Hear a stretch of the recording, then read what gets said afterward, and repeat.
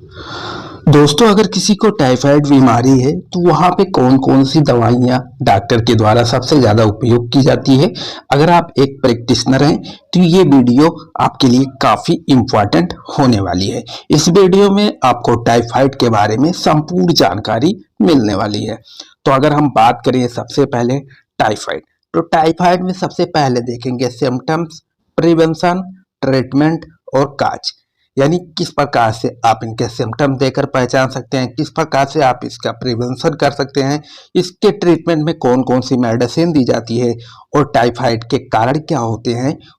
अब यहाँ पे हम सबसे पहले अगर बात करें तो सिम्टम्स की, क्योंकि टाइफाइड बीमारी के कई सारे सिम्टम्स अपीयर होते हैं, जैसे कि हाई फीवर, यानी उसकी बॉडी का टेम्परेचर लगभग 100 से एबव रहेगा। चिल्स, उसको साथ में ठंड भी लगेगी।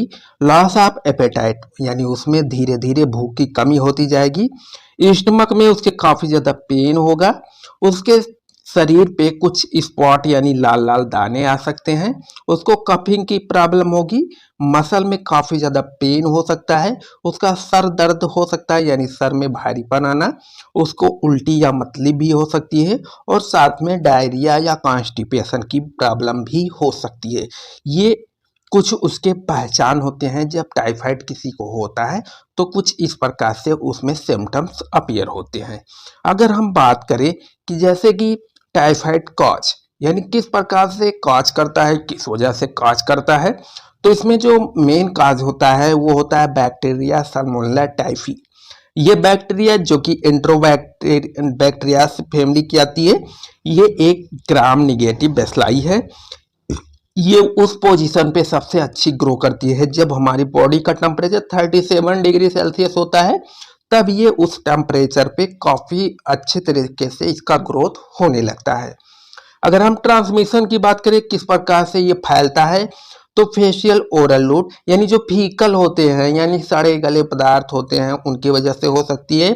क्लोज कांटेक्ट विद पेशेंट और कैरियर्स, यानी अगर किसी को अगर टाइफाइड है उसके संपर्क में आप रहते हैं तब आपको भी ये प्रॉब्लम हो सकती है।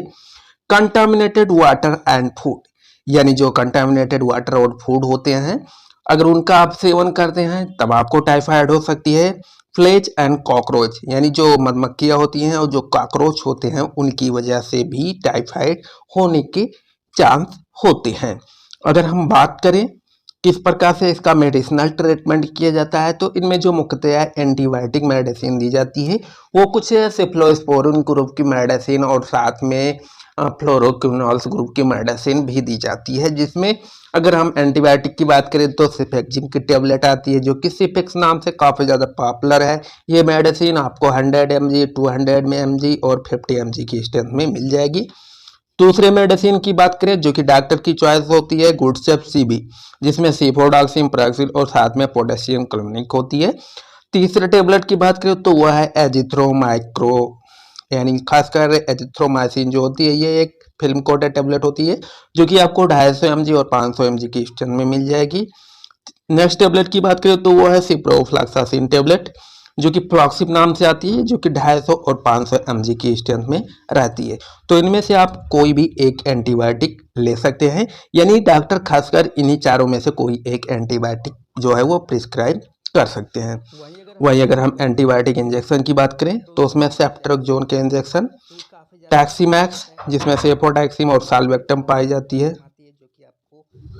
वहीं अगर हम एंटीबायोटिक इंजेक्शन की बात करें तो उनमें मोनोसेप इंजेक्शन जो कि काफ़ी ज़्यादा उपयोग किया जाता है, टैक्सीमैक्स जिसमें सीप्रोटैक्सिम और साल्वेक्टम आती है जो कि आपको 375 mg, 750 mg, 1500 mg की स्ट्रेंथ में रहती है। अमीकासिन इंजेक्शन, ये इंजेक्शन जो कि काफ़ी ज़्यादा उपयोग की जाती है, तो डॉक्टर अपने अनुभव के हिसाब से इनमें कोई एक इंजेक्शन जो है सबसे ज़्यादा उपयोग करते हैं। तो ये तीनों इंजेक्शन काफ़ी बेस्ट रिजल्ट देते हैं टाइफाइड के ट्रीटमेंट को ठीक करने के लिए। वहीं अगर हम पेन किलर की बात करें तो जैसे कि शरीर में दर्द हो रहा है या बुखार आ रही है, तब उस कंडीशन पे डोलो की टैबलेट दी जाती है जो कि 500 mg, 650 mg की स्ट्रेंथ में आती है। नीमोशलाइड, ये भी दर्द और बुखार में काफ़ी अच्छा इफेक्ट शो करती है, क्योंकि ये दोनों मेडिसिन कॉम्बिनेशन फॉर्म में दी जाती है। वहीं कुछ अदर ट्रीटमेंट की बात करें तो जैसे कि एसिडिटी ना डेवलप हो तो वहाँ पे आपको ओमेडी या रेनिटिडीन की टेबलेट भी साथ में लेने की सलाह दी जाती है। वहीं अगर आपको जैसे कि उल्टियाँ मतलियाँ आ रही हैं तो उस कंडीशन पे वोमिकाइन टेबलेट भी दी जाती है। अगर हम प्रिवेंशन की बात करें तो उसमें खासकर जो प्रिवेंशन दी जाती है उनमें drinking safe and hygienic water, यानी आपको स्वच्छ जल पीना है। Washing hand throughout before intaking और कुकिंग एंड ईटिंग, अगर आप किसी चीज़ को खाने जा रहे हैं तो सबसे पहले अपने हाथों को प्रॉपर तरीके से साफ करना चाहिए। टाइमली वैक्सीनेशन, यानी टाइफाइड की जो वैक्सीन आती है उसका टाइम टू टाइम लेना चाहिए। Good hand hygiene practice in typhoid infected person, अगर आपको टाइफाइड है या टाइफाइड से इन्फेक्ट हो चुके हैं तो अपने हाथों को प्रॉपर धो के तब किसी को टच करना चाहिए या किसी चीज़ को खाना चाहिए। आई होप दोस्तों ये जानकारी आप लोगों को पसंद आई होगी।